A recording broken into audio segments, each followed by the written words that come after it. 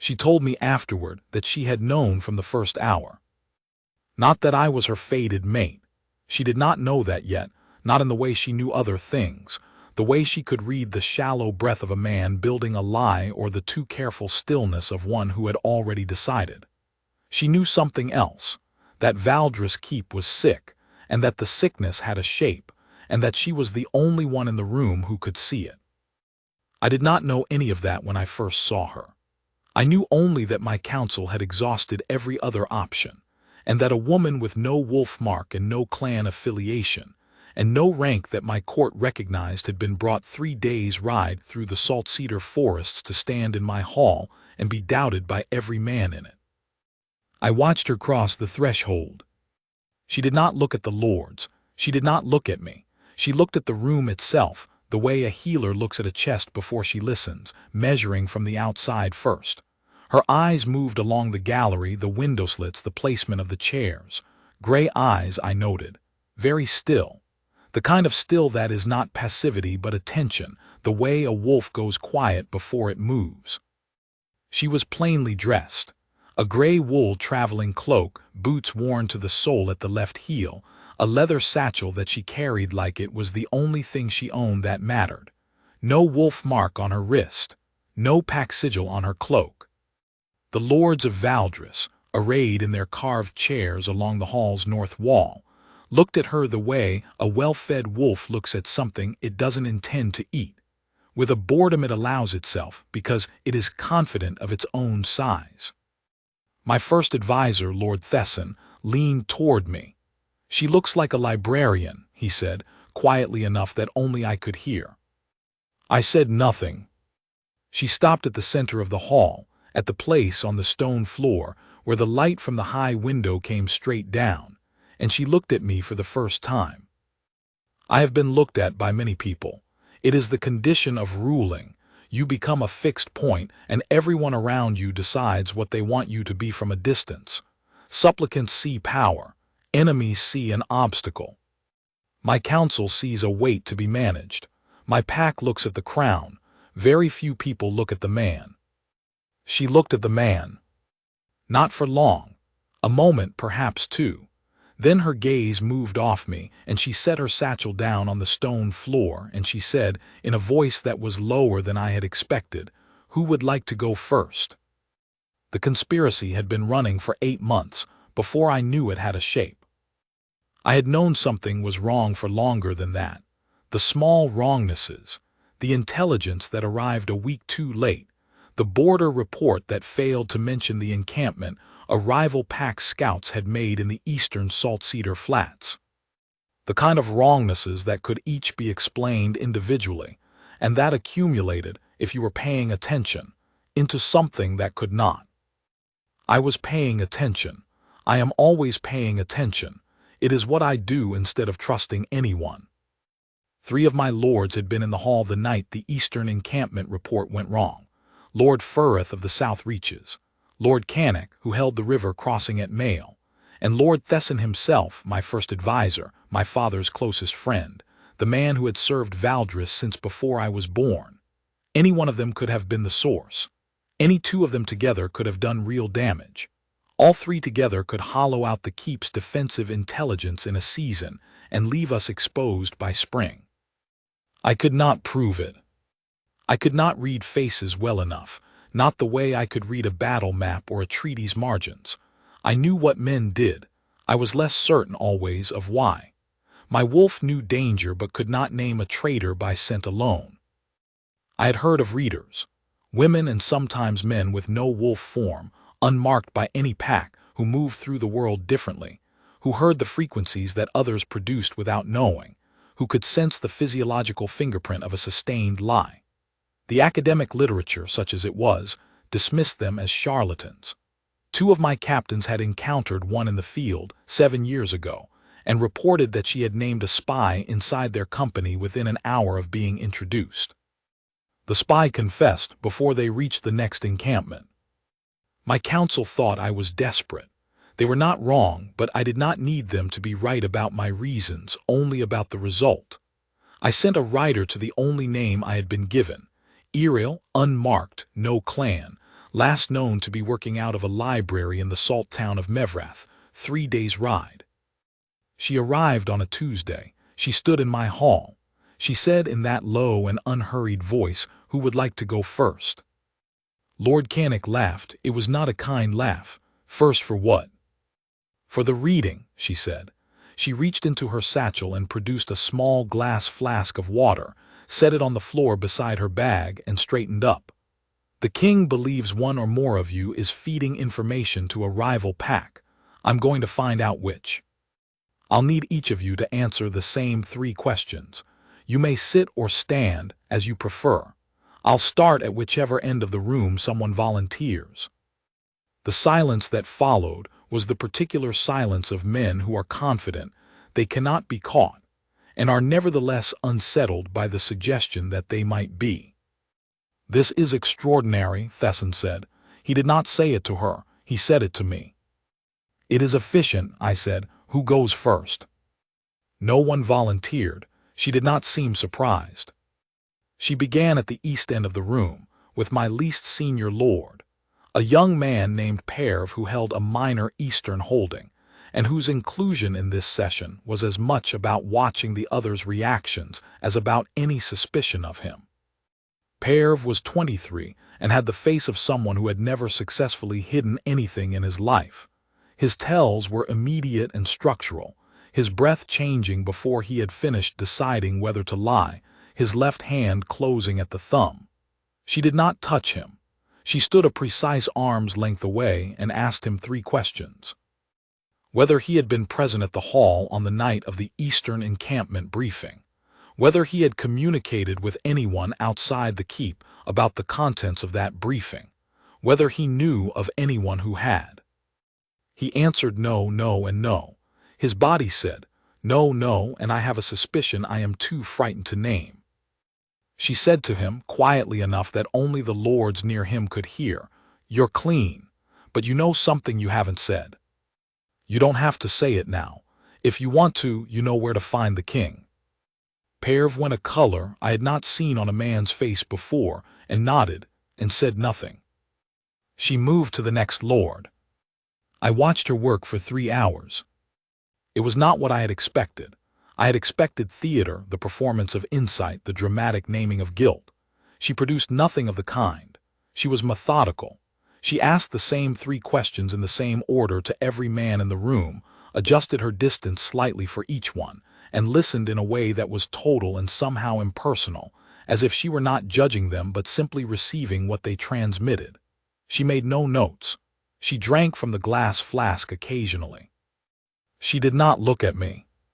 At the end of the 3rd hour, she had read 17 lords and 6 senior advisors. She had cleared 11 of them completely. She had flagged 4 as holding partial information, men who knew something adjacent but were not sources.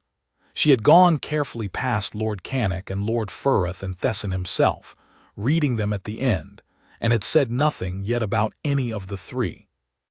She picked up her satchel. She said, "I'd like to see the Eastern encampment report. The original document, not a copy. I'll need a room with good light." "What about the 3 lords you haven't addressed?" Cannick said. His voice was perfectly controlled. He had a very good voice for concealment. He produced warmth easily, the practiced ease of a man who had learned that warmth disarms. I had admired it for years. She looked at him. "I addressed everyone," she said. "I'll have a preliminary finding for the king by evening." She used my library. It is the best room in the keep for light, west-facing. 3 tall windows. The afternoon sun coming through clean, because the salt cedar outside that window was cut back to the root line 3 years ago, when I decided I wanted to be able to read maps after midday without lighting candles. I brought her the report myself. I told myself it was efficiency. She was already there when I arrived, standing at the central table with her satchel open, a small collection of items arranged in a line that I did not immediately recognize as significant. A folded piece of cloth, a compass, what appeared to be a dried sprig of something I could not name. She looked up when I entered. "Thank you," she said, and took the report from me. I should have left. I stayed. She read standing, which was unusual in my experience. She moved through the document quickly, then slowly, then went back to the third page and read it again with the kind of attention that made the room feel smaller, the total focus of someone who has found the thing they were looking for and is now learning its exact dimensions. "It's the margin notation," she said without looking up. "On the third page, second column, the correction to the encampment coordinates. The original figure was accurate. Someone changed it by 2 degrees, which would place the encampment outside the immediate patrol range, small enough to look like a transcription error, deliberate enough to need someone who knew which 2 degrees would matter." I had missed it. In 8 months of reading that report, I had missed it. "Who knew which patrol routes were assigned to that sector?" she asked. "3 people," I said, "Canek, Furth, and Thesson." She set the report down. She looked at me directly, the way she had in the hall when she first arrived, that look that did not stop at the surface. "I know," she said. "I'll give you the specifics this evening. But I want to tell you something first, if you'll allow it." I said she could. "The man in the middle position, the one you have been watching longest, the one you trust the least of the 3, he is not the source." She paused. "He knows more than he has said, but his reason for withholding it is protection, not conspiracy. He is afraid of one of the others, and he has been for some time." I looked at her. "Which one?" "I'll tell you this evening," she said again. "I want to be certain of the third before I give you names. Certainty is what you hired me for." I had not expected to feel something at that word, hired. It was accurate. It was the arrangement. And it landed with a flatness that I did not, in the moment, analyze. "Use whatever you need," I said. "The library is yours, until morning if you want it." I left. I walked the long way back to the great hall, through the corridor that runs along the keep's west wall, past the narrow window that looks out over the salt cedar forest. My wolf was restless, not the alert restlessness of a threat, but something without a clean name, a low and persistent attention toward the part of the keep I had just left. I told it to stop. It did not stop. She came to my study at the 7th hour. I had not eaten. I noticed this only when she sat down across the table from me, and I realized I had been working by memory since midday, which I only do when I am very focused on a problem or have forgotten that time passes. She had a list, not long, 3 names, each with a notation beside it. She set it on the table between us, and let me read it before she said anything. "Lord Canek, primary source, 17 intelligence transfers over 8 months, coordinated with the Mail River crossing to create a reliable extraction route for documents. Motivated by a debt to the rival pack that predates his appointment, contracted before he was elevated. Lord Furth, secondary source, 3 transfers, all relating to Southern Patrol schedules. Motivated by payment, not ideology. Has been attempting to withdraw from the arrangement for 3 months and has been prevented from doing so by Canek. Lord Thesson, aware of Canek's involvement since the 4th month. Has been protecting him, not from loyalty to the conspiracy, but because Canek holds a private debt over Thesson's youngest son. Has not transferred information himself. Has withheld what he knows out of fear.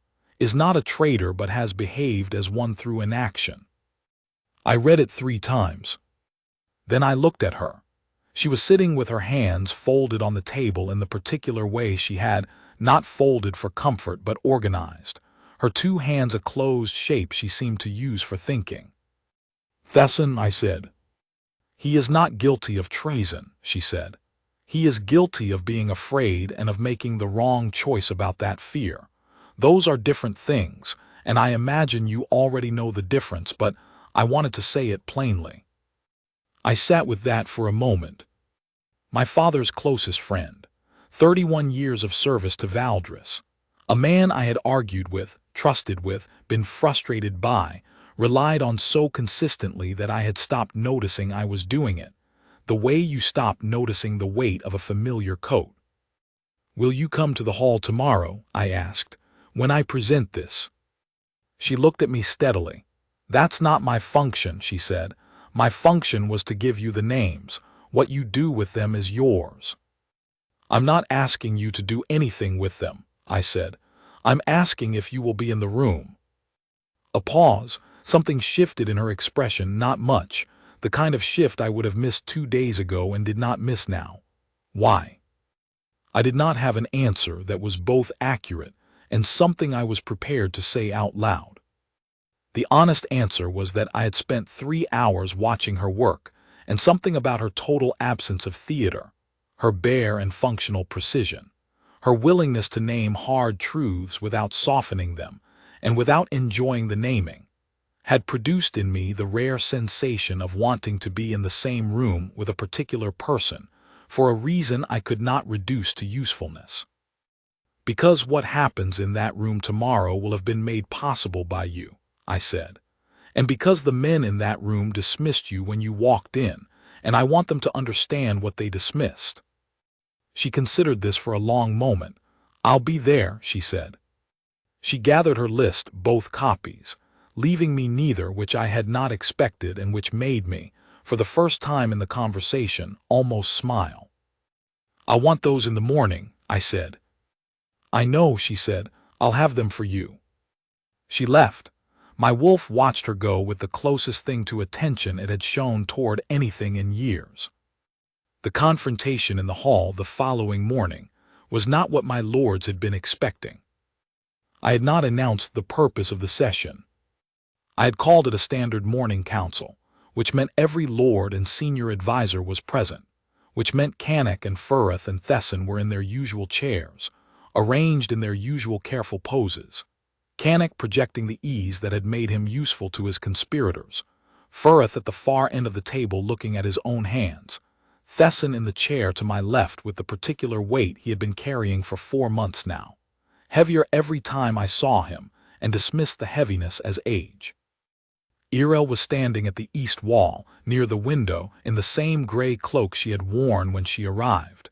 She had her satchel. She was not looking at the lords. She was looking at the salt cedar forest through the window slit, the same way she had looked at this room when she first arrived, measuring from the outside first. I let the session begin normally. Minor reports, a border patrol update, a trade ledger from the south. I watched Cannock relax incrementally as the session proceeded without incident. He was very good. I had underestimated for 8 months how good he was. At the 20th minute, I said, "I have a report on the Eastern Encampment intelligence failure." The room's temperature changed. I laid it out without preface. The margin notation, the 2-degree correction, the transfer route through the mail crossing, the 17 transfers over 8 months. I named Cannock first, then Furth. I did not editorialize. I gave them the structure of what had been done, the evidence of how it had been done, and the specific acts that had compromised Valdres's eastern defense. Cannock said, "This is fabricated." I said, "I know." He looked at me.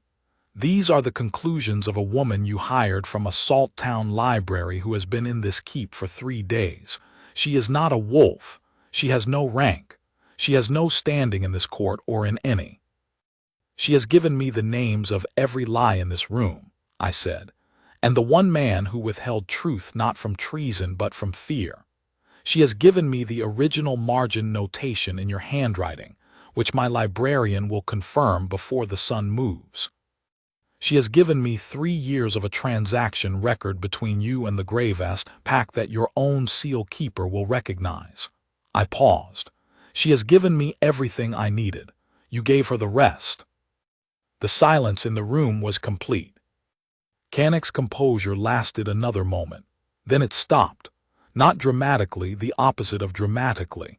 He seemed simply to run out of the energy it took to maintain it, the way a fire runs out of whatever it was burning. His shoulders changed. His hands changed. His face, finally, became the face of a man who has been found. Furth said very quietly to no one in particular, "Thank God." The Gravest pack's contact, was expelled from Valdres territory before nightfall. Canek was taken to the keep's lower hall, which is what we use now instead of the word I am not using, to await the formal proceedings that would begin in 3 days. Furath, who had been trying to withdraw from the arrangement for 3 months, and who had been compelled by threat, and whose transfers had been limited to patrol schedules rather than command intelligence, was placed under conditional custody, pending the outcome of a hearing that I was already inclined to resolve with a lesser finding. Thesson came to my study that evening. I had been expecting him. He knocked, he always knocked, even though the study was the room he had used with my father for 30 years and had a right to by habit if nothing else, and came in and stood in the center of the room in a way that was not his usual way of standing, which was comfortable and practiced. He stood the way Irel had described, as a man who had been afraid for 4 months and who had made the wrong choice about that fear and who knew now that I knew. He said, "I should have come to you." "Yes," I said. I was trying to protect Aldrich, his youngest son, 22, a good boy in my experience, earnest in the way of young men who have been raised by fathers who believe in a particular kind of honor and have spent their whole lives trying to deserve the belief. Canek knew something about a debt. It was not criminal, but it was, Aldrich is young, and I thought if Canek was taken down by other means, the debt would go with him, and instead you let 8 months pass, I said. Yes, a pause, yes. I looked at him for a long moment. 31 years of service. A man who had told me the truth about everything except the one thing he was afraid to tell me about.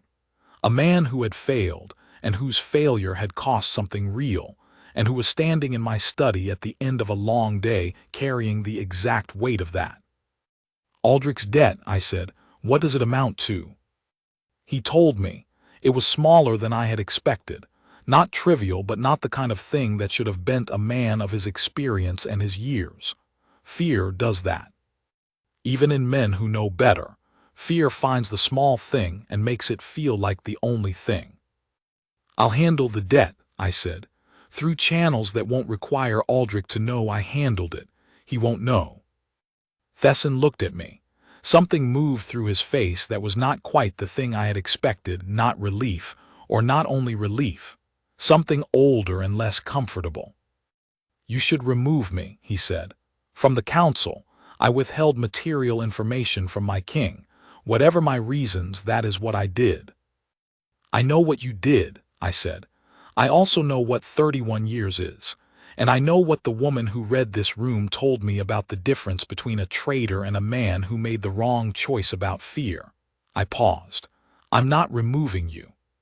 But this will be the last time we discuss it, and it will be because I have said so, not because it is comfortable. Understood? He said yes. He left. I sat in my study until the candles burned low, and I thought about what I had said about the woman who had read this room, and what she had given me, and what she had not asked for in return. I found her in the library. It was past the 9th hour. The keep was quiet, that particular quiet that comes after something significant, when the stone of a building seems to hold the day's events in it for a while before releasing them. The library was lit by 3 candles on the central table, and she was sitting in the chair under the west window, which was dark now, with a book open in her lap that she was not reading. She looked up when I came in. You should sleep, I said. Probably, she said. I will. This is a good room. A pause. I like libraries, the ones that have been used. You can tell the difference between a library that's been used and one that's been collected. I looked around the room, which I had not looked at in quite this way before, as something that could be distinguished as used rather than simply present. The books were not arranged decoratively. They were arranged by what got pulled most often. The chairs were worn at the arms. There was a scratch on the central table, old enough to have darkened, that I knew was from a compass my father had left out one evening when he was mapping, and which I had never had sanded out because, by the time I noticed it, I had stopped noticing it. How did you know? I asked. I sat down in the chair across from her, which was the other chair that had seen use, the one I had spent uncountable hours in, reading reports by candlelight after the rest of the keep was asleep. About the margin notation, you knew before you had read the document. I didn't know, she said. I knew something was there to find. When I read Canuck this afternoon, there is a quality to someone who is managing a concealment they have had for a long time. It becomes architectural. They have built around it. You can feel the shape of the building even when you cannot see what's inside. She considered. The document gave me the inside. What does it feel like, I said, when you read someone?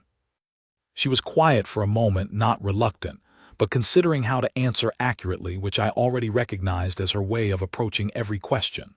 Like frequency, she said. Everyone produces a frequency. When they are lying about something that matters, the frequency changes. Not dramatically. It's more like a room where one instrument is slightly out of tune. You might not know which one until you listen for it specifically, but you feel it before you know it. And when someone is not lying, then the room is in tune, she said simply. It's pleasant, actually. There are not very many rooms like that. I thought about what she had said, the room in tune, and what she had told me in the great hall in the first hour, that she had addressed everyone, including me. I asked her what I had been carrying since that moment. When you read me, I said, in the hall you went still. She looked at me. Her gray eyes in the candlelight were the particular color of the salt cedar forest in winter, when the color has been taken out by the cold but the structure remains precise and unhidden. Yes, she said. What did you find? A long pause, not hesitation, consideration. She was deciding how to say something accurately. Nothing, she said, or not nothing, the opposite of nothing actually. When I read you, I expected the same thing I find in everyone, a frequency, a room, something with walls, and instead there was, she stopped. I don't have a good word for it, an openness, like a room with no walls. I couldn't find the edge of it. She looked at her hands, the closed shape they made on the book's cover. In 8 years of doing this, I have never encountered that. I don't know what it means. I looked at her hands, then at her face. I do, I said. She looked up. It's the bond, I said. The mate bond. It doesn't have an edge because it has already closed the distance. You're already inside it, which means you can't read it from the outside. You can't read a room you're standing in. The silence that followed was the most complete silence I had ever heard in the library, which had held the silences of 3 generations of Valdres kings and all their accumulated quiet. She did not speak immediately. She looked at me with the exact quality of attention she gave to everything, total, unhurried, receiving rather than performing. And then she looked at her wrist. The mark was there. It had not been there when she arrived. It had not been there in the hall, or in my study, or in the first hours of the library. But she had touched the throne's armrest this afternoon. I had seen it, the small steadying gesture when she went still, and the bond had marked her while her attention was elsewhere, the way the important things always arrive. In the peripheral vision, in the moment you're looking at something else. She looked at the mark for a long time. A crescent, pale silver gold against her inner wrist, the particular shape that my Pax bond takes. I had seen it on my parents once as a child, and understood dimly what it meant before I was old enough to understand it clearly, and had not seen it on anyone since. Ah, she said. It was not the reaction I had expected. In my imagination, and I acknowledged to myself, imagined this in the abstract way of a man who has told himself for a long time that he does not expect this. The moment of recognition was larger, more dramatic, the way the niche Bible would have it, the hall going silent, the pack bearing witness, the public claiming. She said ah and looked at the mark, and then looked at me with the precise gray attention that had, in 3 days, unraveled 8 months of concealment, and I found that I preferred this to the drama. The court hasn't seen it yet, I said. No, she said. They should. Probably, she said. She did not sound alarmed. She sounded careful, deliberate. Can I ask you something? Yes. Is this something you want? Not the bond. You can't want or not want the bond. That's not how it works. But the claiming, the public thing, is that something you want? She paused. I am asking because I have been in this court for 3 days and I am nobody to it, and I want to be certain that you are not. She stopped again, reorganizing. I don't want to be claimed as a statement. I don't have any interest in being someone's answer to a room full of people who were rude to her. If that is what this is, I would rather leave quietly, and you can simply say the reading was useful and the service was rendered.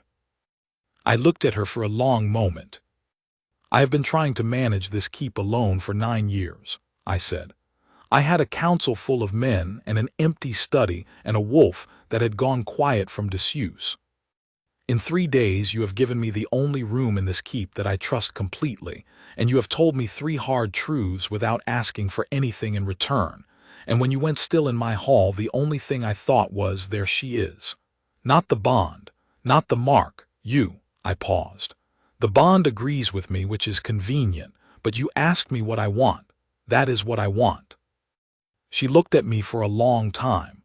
Then she turned her wrist over and looked at the mark again, and I could see her doing what she did with everything, receiving it precisely, learning its exact dimensions, finding the inside of it. All right, she said. Then yes, to the public thing and to the other thing, the rest of it. The rest of it, I said. I am not a demonstration person, she said, with a clarity that was not warning but simply information, in case that changes anything. Good, I said, neither am I. We stayed in the library until past midnight. I told her about Thesson and about Aldrich's debt and about the decision I had made. She listened the way she listened to everything, without preparing her response while I was still speaking, without signaling her judgment in advance.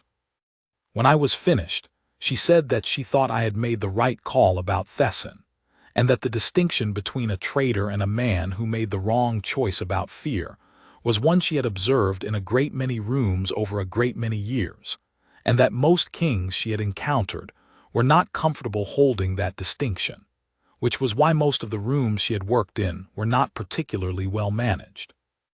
I said that was either a compliment or an indictment, and she said it was simply a data point. I told her about the Eastern Defense Arrangement, the restructured patrol routes, the new communication protocols I had begun implementing even before her arrival, the work that was still to be done now that Cannock's extraction route through the Mail Crossing had been closed. She asked precise questions about the Saltcedar Forest geography and the sightlines from the border keep at Valdris's eastern edge, and I realized, somewhere in the second hour, that she was not making conversation. She was mapping. She was doing the same thing she did with people, finding the frequency, locating the one instrument out of tune. You're reading the border situation, I said. I'm listening to it, she said. Is that all right? What do you hear? She was quiet for a moment. Then, the Gravest pack is not finished. The contact is expelled and the route is closed, but the interest in the route exists because there's something at the eastern border they want access to, and removing the access method doesn't remove the want. She paused. I would want to know what specifically draws them to that corridor, whether it's the corridor itself or something on the other side of it. I looked at her. There is a spring, I said, mineral, at the base of the Saltcedar Ridge on the eastern edge. The Gravest believe it has healing properties. Our pack has known about it for 3 generations. It has healing properties. Then they'll find another route, she said. Yes, I said, they will. You'll need to know when they're building it. Yes, I said again. She looked at me with the gray attention, not asking anything, simply looking, in the way she had looked at me in the hall when she first arrived, at the man and not the crown. I could stay, she said, for a while if there's a use for it. A pause. That's a separate question from the other thing. I'm capable of making both decisions independently. "I know," I said. "I would like you to stay, for both reasons, which are not as separate as you are suggesting, but which I understand you need to be able to hold separately, and that is fine." She considered this with the same precision she brought to everything. "All right," she said again. The morning I brought her into the hall was 3 days after the session with Cannick and Furath. I had not planned it as a public moment, or rather I had not staged it as one. There was no ceremony, no announcement, no arrangement of lords in their ceremonial positions. I called a morning council for the purposes of updating the court on the proceedings against Cannick and on the restructured Eastern Patrol protocols, which were genuine purposes that required the court's presence. She was already in the hall when the lords arrived, standing, as she always stood, at the east window with her satchel, looking at the saltcedar forest. The lords noticed her. She was not easy to not notice, for anyone who had been in the room when she named Cannick's conspiracy, and they arranged themselves with a care they had not bothered with 3 days ago. I came in last. I stood at the table's head and began the session, and it proceeded normally for the first 10 minutes. The update on Cannick, the timeline for the mail crossing restructuring, the new intelligence protocols. And then I stopped and looked at Earl, and she turned from the window and walked to the table. I did not make a speech. I said, "This is Earl. She is staying in Valdres as an advisor to the Crown. She has accepted this position, and I have accepted her acceptance, and what she has given to this keep in 3 days is more than most of what this room has given it in 8 months. I paused. She is also my fated mate. The mark confirmed 4 nights ago. I held out my hand. She came to the table and took it. Not the way a woman in a ceremony takes a hand with performance, with the weight of occasion, but with the direct and uncomplicated way she did everything, her fingers around mine, her gray eyes on the room. The court saw the mark on her wrist. Lord Perv, who had been the first one she read, and who had gone that impossible color when she had told him he was clean, and that he knew something he hadn't said, was the first one to bow. He did it quickly and without theater, the bow of someone who has made a private decision about something and is acting on it. The others followed, not in a cascade, not dramatically, the way it happens in the stories my counsel likes to tell about these moments. One by one, as each man arrived at his own private accommodation with what was in front of him. Lord Thesson was the last. He bowed to me first and then to her. It was a different bow, older, the form my father's generation used for a luna, which I had not seen anyone use in 9 years. She received it without expression, and I understood that she did not know what it meant, and I would tell her later, and she would receive that the way she received everything, precisely, without performance.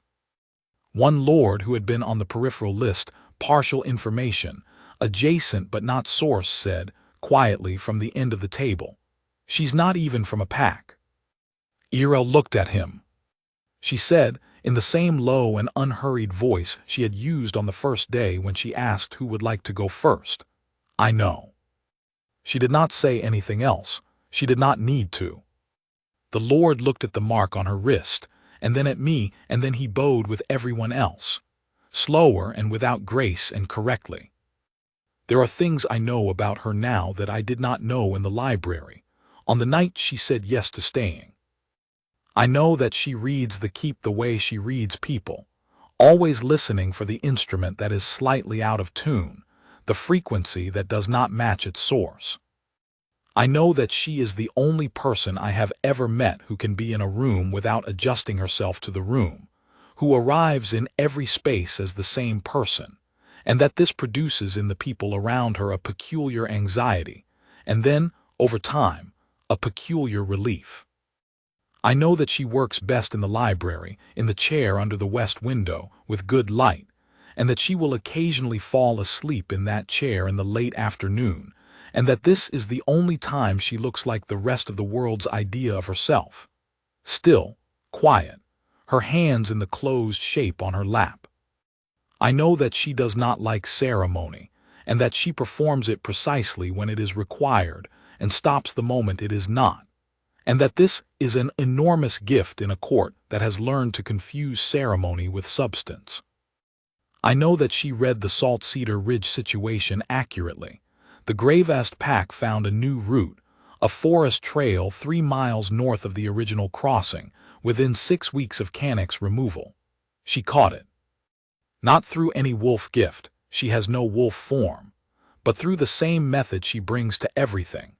Listening for the frequency that does not match its source, reading the small changes in the border patrols reports the way she read the margin notation in the Eastern Encampment document, finding the one thing that was 2 degrees off and following it to the inside.